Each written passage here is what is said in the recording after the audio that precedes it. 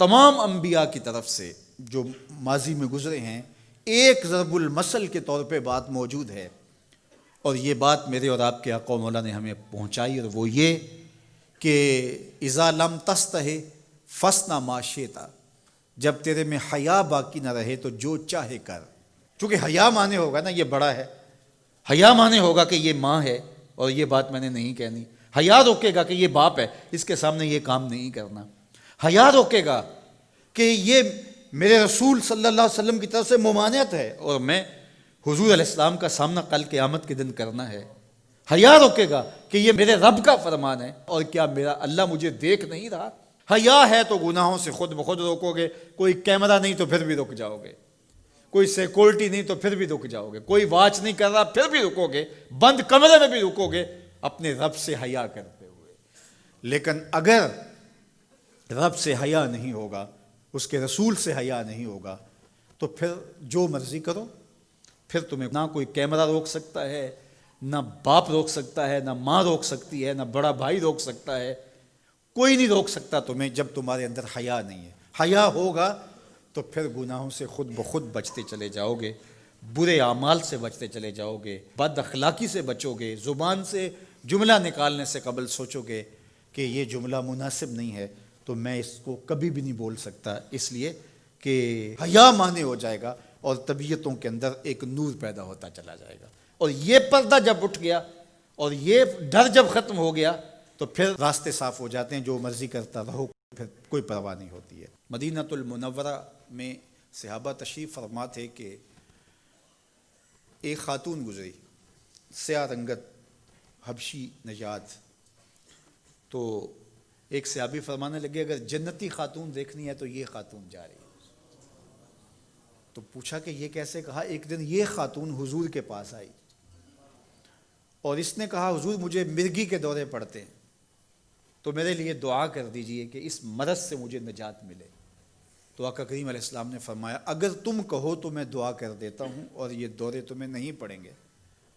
اور اگر تم ان پہ صبر کر لو تو میں تمہیں جنت کا وعدہ دیتا ہوں۔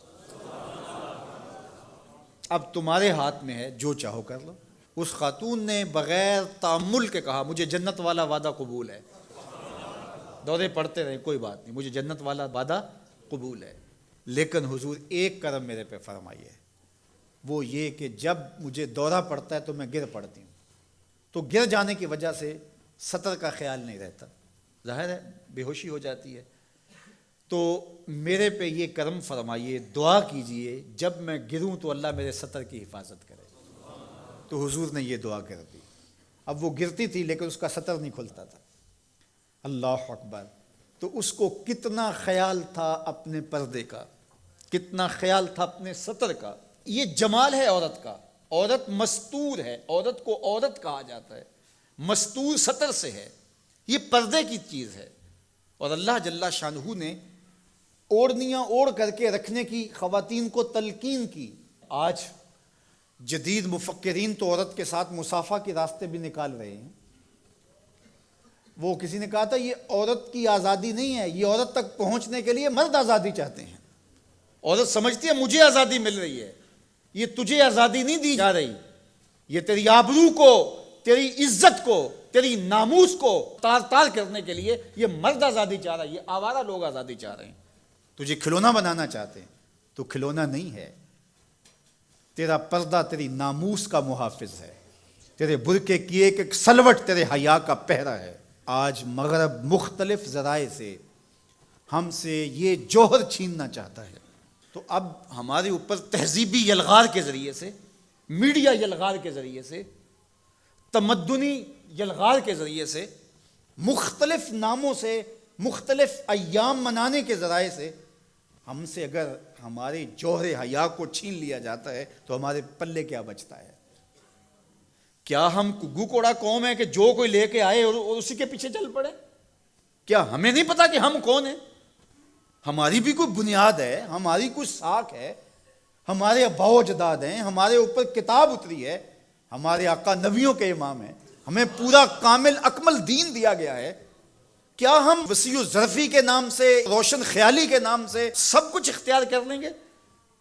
یا ہمیں سوچنا پڑے گا کہ ہمارے دین کی شناخت کیا ہے؟ تو میرے حضور نے فرمایا ہر دین کی ایک الگ شناخت، الگ پہچان اور نمایاں نشان اور علامت ہوتی ہے۔ اسلام کی وہ نمایاں علامت حیا ہے۔ اگر حیا ہے تو دین ہے، اگر حیا نہیں ہے تو دین نہیں ہے۔ تو اللہ ہمیں حیا کے نور سے مالا مال کرے،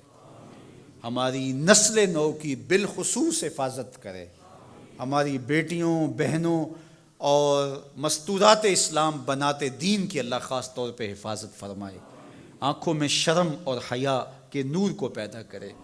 اور ہمارے باطن بھی حیا کے نور سے مالا مال ہوں۔